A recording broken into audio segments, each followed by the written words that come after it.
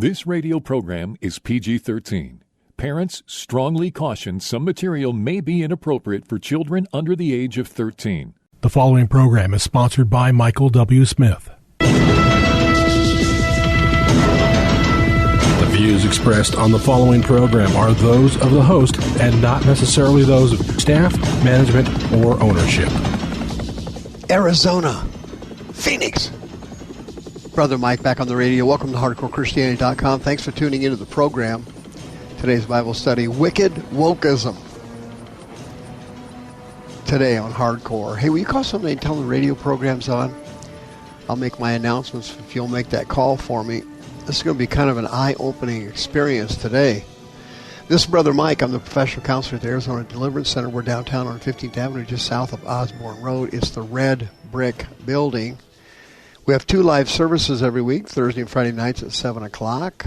We have a Wednesday night deliverance service on Zoom at 6 p.m. These are all mountain times. And you can send me an email, mike@hardcorechristianity.com, and I will send you the ID and the password for the Zoom service. I will also send you a copy of our religious exemption form so you can ward off the next fake COVID virus. Also, if you need the miracle list, a step-by-step guide to healing and deliverance that works 100% of the time, I'll send that to you. Send me an email, mike@hardcorechristianity.com. Thank you for all your donations last year. Paid all the radio bills early. Thanks for hitting the PayPal button. If you need a receipt for your donations, please send me an email and I will send it out instamatically. Our children's deliverance service is March 4th, Saturday, starting at 10 o'clock. Pre-teens only. You won't want to miss that service. It's going to be powerful. My deliverance training course is every 4th Saturday of the month at noon at the Deliverance Center. Wicked Wokism has now swept our country. It's unbelievable. Walt Disney was gay, but even he would find this appalling if he were alive today. It's swept after one corporation after the other. But behind the scenes, I wanted to reveal something to you. The Associated Press has what they call a style book. And this style book has been recently updated. And it's something that other news agencies can use if they subscribe to the Associated Press news services, or the wire service, so to speak. You can use the style book. Okay? And, for example, this book is widely used, particularly before the Internet, by small-town newspapers who couldn't afford to maintain a staff in Washington, D.C. They could get the news crank right out of the gate. The good news for the Associated Press is that they're able to control the narrative all over the country by what they release and how they word it. Of course, that spreads all over the place, and of course, wokeism is spreading everywhere. The style book is very, very influential. For example, you know the little percent sign for like 30%? Well, the style book gives you guidelines on when to use the percent sign or when to spell out the word percent. It also gives you, guidelines on how to use numbers. It says from numbers 1 through 9, you use the name of the number. And then 10 and above, you sometimes use Arabic numbers, and it explains when you do that. For example, 10 is X, 11 is XI, and so on. So the Associated Press style book carries a huge amount of weight, and most people don't even know this thing exists. It's like hidden. Okay? But now it's just amazingly woked out. They've updated the book, and they're promoting unbiased language and trying to avoid a false balance by giving a platform to unqualified claims or sources in the guise of balancing a story by including all the news. That's what they say they're doing, but it actually isn't doing that. It actually is explicitly embracing the language and claims of the transgender activists. And by using their terminology for everything, that will then skew the reporting on transgenderism, which is their goal. Wokism includes transgenderism as being real when it in fact is not. There is zero science behind transgenderism. There is zero science behind transitional surgical procedures. It's literally unbelievable how this scam has been promoted on the United States, and of course it has the blessing of Satan, and his supernatural power is doing it. They are promoting boys going into girls' restrooms and vice versa. Boys in girls' locker rooms and vice versa. Boys in locker rooms at spas and fitness centers and vice versa. What they're trying to do is break down the Holy Scriptures that teach there's only a male and there's only a female. And there is only one marriage honored by God, and that is a heterosexual marriage between a male and a female. The goal here is to break all that down. This is what the devil's doing, and he's doing an exceptionally good job of it. Exceptionally good job. Okay? And this thing's gone fast, by the way. It's so fast, it's amazing. In 2015, if you talk to somebody who was progressive or who was woke, all they wanted back then was equal rights for gays, and they wanted them to be able to marry one another and have a legal status as being married and raise a family and so on. And now they have progressed to a girl is not a girl. A girl may be a boy. A boy is not a boy. A boy may be a girl.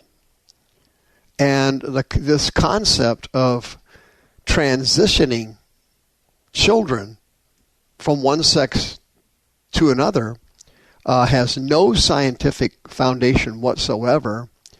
And the truth of the matter is transgenderism and transvestitism and homosexuality in the DSM-1 and the DSM-2, that's the Bible of Psychiatric Disorders put out by the American Psychiatric Association. The DSM-1 and DSM-2 had all three of those things listed as a mental illness. And then it was changed. Now transgenderism is listed as, not a mental illness in the DSM-5. It's called gender dysphoria.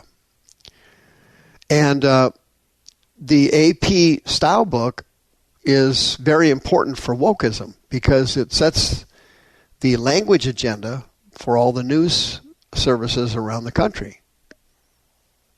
The news wires are worded in a certain way to include transgender Wokism. For example, they recommend in their book to refer to persons by their preferred gender identity, to avoid dead naming. Dead naming is what they call it. That's the name that the person had before they changed their gender. They abandoned that name, and now they're no longer a female. They're a male. They're no longer a male. They're a female, and you are not to use their old name or the name they were given when they were born. The style book tells you to identify. Use that word identify all the time. For example, so-and-so identifies as a woman. So-and-so identifies as a man. They tell you to avoid using the terms biological male or biological female. They call all this stuff gender-confirming procedures.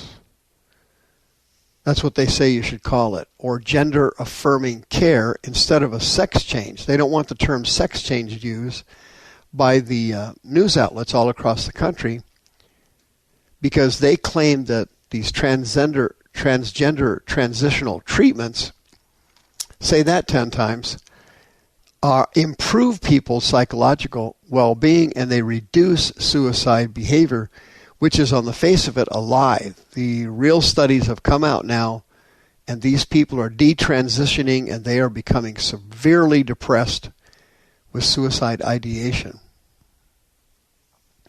And they want you to avoid specifying sex-specific sports. For example, they don't want you to say the men's basketball team, the women's basketball team, the men's tennis team, the women's tennis team. They don't want you to use those terms because that's going to marginalize transgenders. You're not to refer to pregnant mothers in your reports on the newswire. They say, they're pregnant people or they're birthing persons.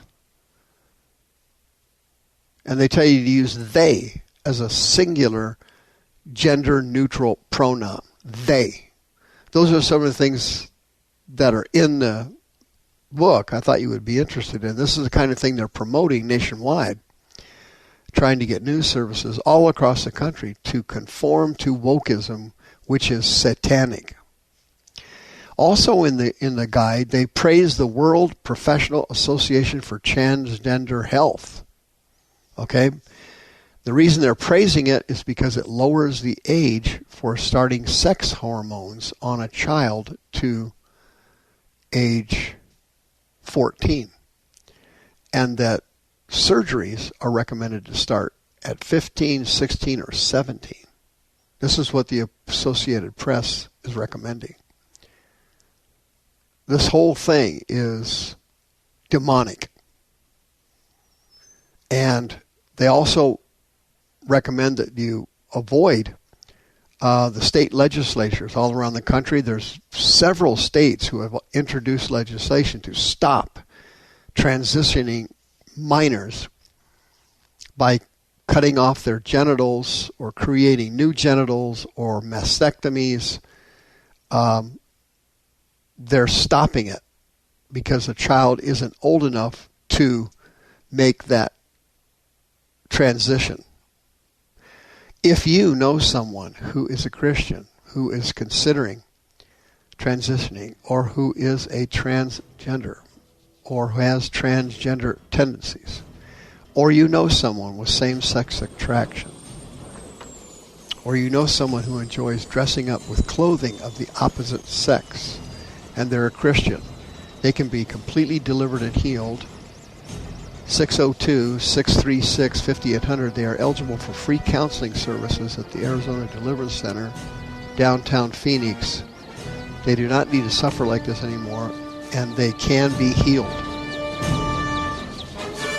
The views expressed on this program are those of the host and not necessarily those of staff, management, or ownership. This program was sponsored by Michael W. Smith.